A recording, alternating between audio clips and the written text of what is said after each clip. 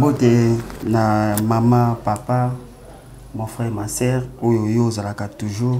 kolonio kaka na chaîne oyo kolanda olanda ka chaîne oyo EHP Media okangama koyoka maimonso oyo babwaka kana kati ya chaîne oyo yo oyo linga koyoka penda mai oyo babwaka ka bandeko na biso po oyo ka epesa oboyebi ndenge nini tozotambola na kati ya mokili oyo Zamba pambola yo makasi Zamba azala na yo ngumela tango nyonso koyoka chaîne oyo ekopesa oboyebi makasi pe na bolandi makomi na Nzambe lobi oyo toyokaka yango nde mte opesa biso vie yango ekopesa biso bomoi kati na mokili oyo lobi tozwa vie éternelle yo pe oyo ndeko na nga ozalaka na kati ya chaîne oyo te osabona na chaîne oyo te le mosusu ozolanda biso na libanda ya chaîne ndenge babwakaka le mosusu na libanda ozolandi mateya oyo eza mbala liboso Nzambe pe apambola yo yeba kosabone na kati ya chaîne oyo po ozwa boyebi na makambo ya Nzambe ozwa boyebi na kati ya parole de Dieu oyo tozotalisa bana Nzambe lolenge nini tozotambola mokili pe tanini totikali nango ngonga etikali moke esenge na nkolo Yesu Masia azonga aya kozwa église na ye Nzamba pambola yo ndeko na nga pe ndo sepelaka koyoka maloba Nzambe parce que ngandi na telemi ndeko na bino frère David évangéliste David ndenge ndeko na biso ba okoma kuna soko kotika na EHP Media okoti beti évangéliste David ndoko yoka okolanda malakisi nanga mateya na ngai oyo naza kolobela mikolo nyonso pe ane mobima moi chaque jour soki na leki eloko na kolobela oyo mama na likambu thème na biso ezali Christ a publié une année de grâce du Seigneur oyo zwamaki na mokana na lik to pesaki yo muto landinga mbala liboso nazo pesa onanu boyebi oye balolenge nini tozotambola lolenge nini mateya na ngai bani ndenge nini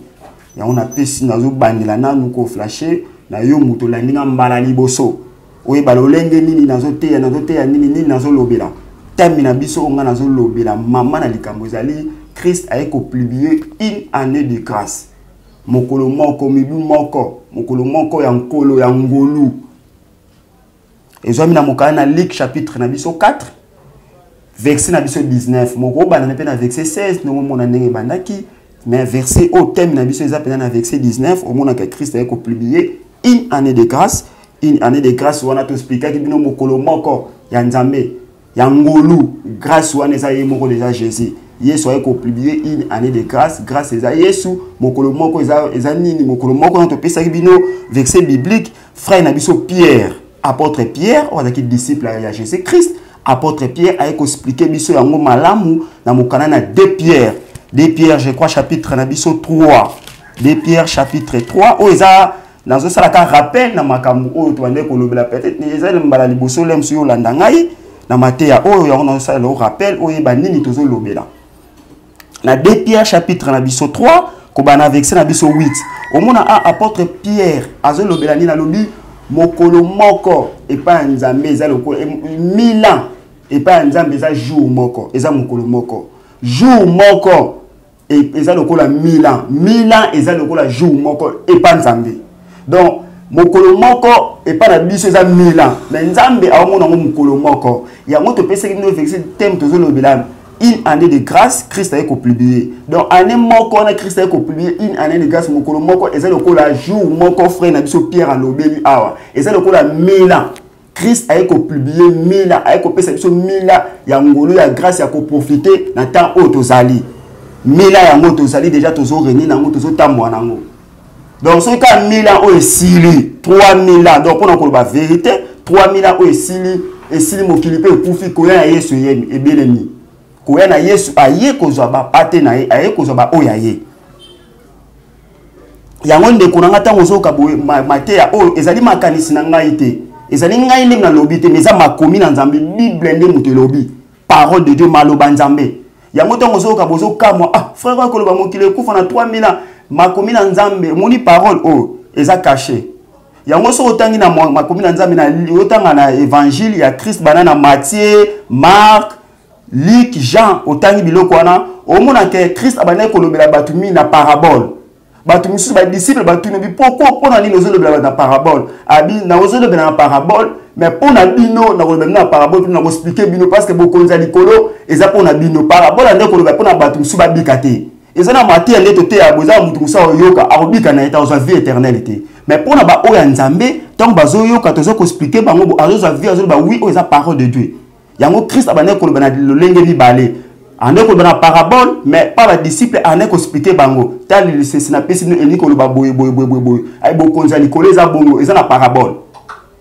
Yango to to peso na ko lo ba boy ke makambu oyo tozo lobela yo ke mokili ko kufa na 3000 pona batu mususu to kamwisa bango. Mais pona bana nzambe tant tozo pesa verset biblique azo mona eza vrai, eza ya solo.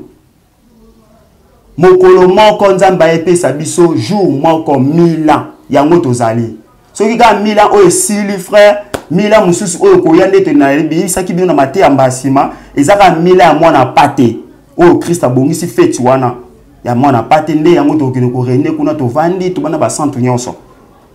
1000 ans, moi, tout zali. Wane zali, nazo pesa yo, le lengeni, to banda, qui na mater, na biso, le lengeni, tozo continuer, tozo koba, na thème, oh, tozo le bela, 1000 ans, oh, tozali, 1000 ans, oh, tozali, dans l'an 2023. Donc, pour tout comme on a 1000 3000 coca, même si on a eu tous la tête, tout comme on a tout pété, la bamboula wana. Génération, donc tu éviter. On est ça, bah, calcul, tu rebêtes en moi, ya mambouye, ya maïl, ya mototé. Ah, tout ça, c'est que bouye bien zambé. Na dit que na ndimisa mindenge na expliquer ozo comprendre ndenge ozo landa ngai. Et ça passe là mususu yo au moni ndenge ba comité wana. Bako na lingala to na français nde tozote na lingala peut-être yo za na poso yeba oza la mususu muto ya mboka mususu ebi lingala te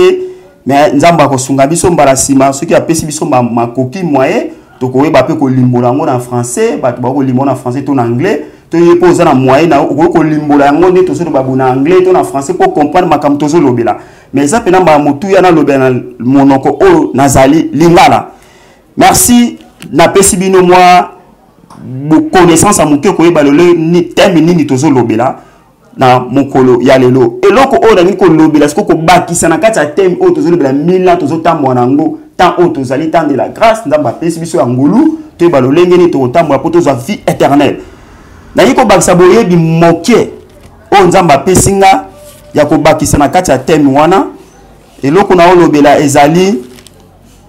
ndenge ba bible zo lobake to tangango. Et là, on a besoin de la Bible. Tous les versets bibliques. Dans mon canal, na 1 Thessaloniciens. 1 Thessaloniciens. Ah, frère Paul, nous avons le 1 Thessaloniciens, chapitre 5, kobana verset 2. Thème nabiso kobima awa. Car vous savez bien aimer vous-même. Car vous savez bien aimer vous-même que le jour du Seigneur viendra comme un voleur dans la nuit. Amen. Abi boyebi toyebi boyebi bande konangai balinga mina na bande konangai kati na nkolo mokolo ya nzambe ekoya jour ya nzambe mokolo ya nzambe ekoya lokola moyibi na kati ya butu thème na biso tozolobela ka Jésus akoya na butu lokola moyibi sous thème na nga yango wana eloko tongi tolobela yango frère yo yebaka te la musuba oyoka baloba akoya yesu yebani te nini te mais frère na biso Paul apôtre Paul azoloba Yesu akoya na butu lokola moyibi. Donc Jésus Christ akoya na butu. Frère tango tambola ozo boyebi oyo yeba kende to tambola boye un jour Christ akoya. Soki Christ ayete la msu yo kufi otiki mokili oyo okozala wapi vino kozala wapi to utepe kotali sango place nini tango mutakufa ka kendaka wapi to la tseki yango to teyaki yango malasima ba oyo balandaki yango bayebaki lolenge nini wana ezaki Christ ye mungu teyaki biso mais awa siko tozo tamisa Yesu akoya na butu ndenge frère Paul azoyebisa biso Yesu akoya na butu lokola moyibi ayaka Yesu akoya na butu frère tango zoka biloko oyo epese pena boyebi toza na boyebi mais loko mona seso kiti apôtre Paul expliquer biso yango bien mais tozana wana te mais loko tozolo bla soute meza Christ Yesu akoya na butu lokola moyibi tozongi na mokana na biso na Matthieu toloba pourquoi apôtre Paul alobaki te Yesu akoya na butu lokola moyibi apôtre Paul alobaki bongo pona nini pourquoi apôtre Paul alobaki bongo tozongi na Matthieu Matthieu chapitre na biso 25. Tobake apôtre Paul alobaki bongo po ayebaki ayokaki alandaki maloba oyo ye moko maître molakisi anzela Jésus Christ. Apes ateyaki biso na parabole. Tozi makomi na Matthieu chapitre 25. Na yebi bien Matthieu oyo oyebi yango. Ba pasteur bateya, ba apôtre bateya, ba prophète bateya oyoka Matthieu oyo mingi. N'est pas sa version bien version dans la yédia na de bateya biso mais eza moko ya ko baksa su boyebi ndongo zoka ko baksa su boyebi. Toye bangana yo. Tant to so tamona mokili Christ akoya kokuta za ndenge nini. Oza ndenge nini, ozo tamona ndenge na kata mokili. Tangu Yesu akoya na butu. Merci. Pourquoi apôtre Paul alobaki Yesu akoya na butu lokola moyibi? Tozima komi na Nzambe na Matthieu chapitre 25 ko bana verset 1. Tina verset na biso 13. Makomi na Nzambe lobi ozali parabole de 10 vierges. Oyebi yango bien. Lisese ya ya museka. Ba vierge 10. Yesu apesaki parabole oyo pona koteya bana Nzambe koteya ba disciple ko lendisa bango bayebake tangu na ye akoya akokuta bato bakozala ndenge nini. Makomi na Nzambe lobi nini? Christ apesi parabole alobi bokonza likolo ekozala lokola 10 vierges lokola moseka 10 5 ya mayele babanene moso 5 ya zoba na 5 ya mayele. Tanga verset oyo pena malamu okolanda makambo awa Christ alobeli babi 5 ya zoba o bazalaki na mayele te na 5 ya mayele babi 5 wana bazalaki na baminda na bango mutu na mutu alaki na minda na ye ya mayele 5 ya mayele bazalaki na uyi na mafuta na kati ya minda na bango na katikati ya butu yoka makambo ebandi awa yaona baike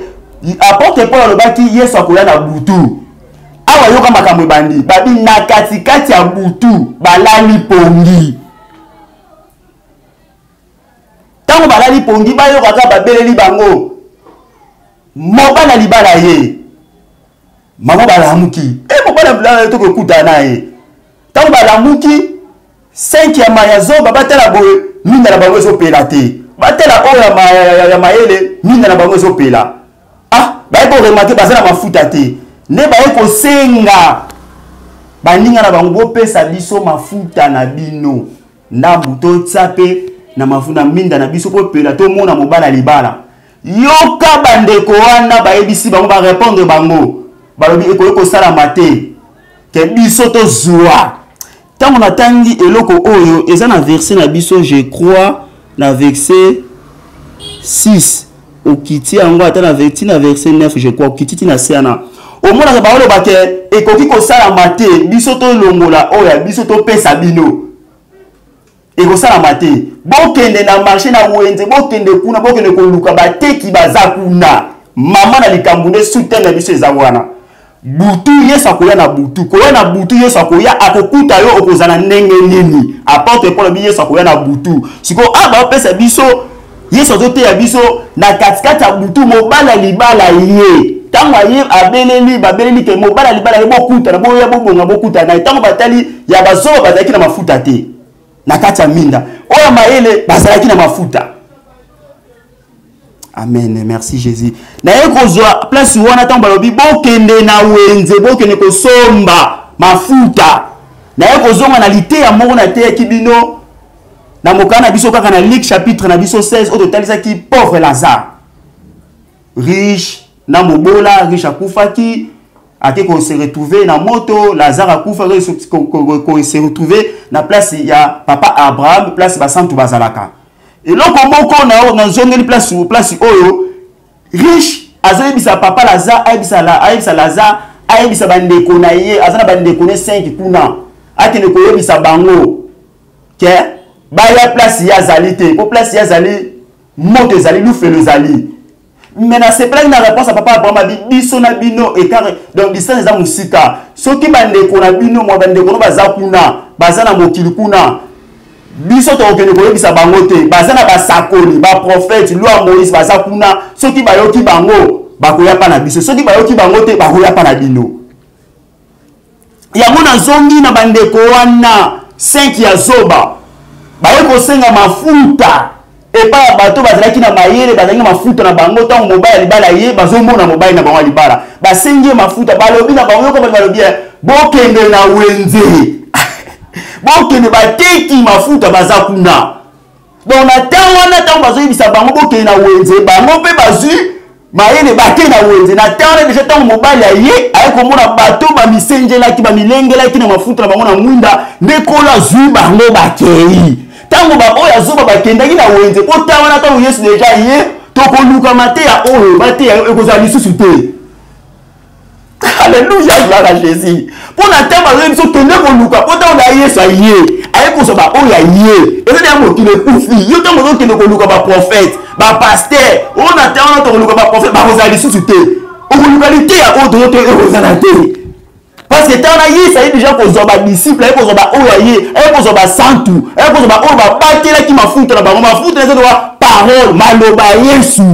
Ba bateli parole à Jésus, maloba Nzambe. Netango Christ ya moni ba o ba bateli maloba nde azui bango bakeli ba oyo wanda bazanga ki mafuta bakeko luka ba pasteur bazate po mafuta neza maloba Nzambe mafuta wana eza parole de Dieu munda na eza le kwa bombo na biso église biso ba basi ya Yesu Masia oyo tozo yambala maloba Nzambe tozo batela yango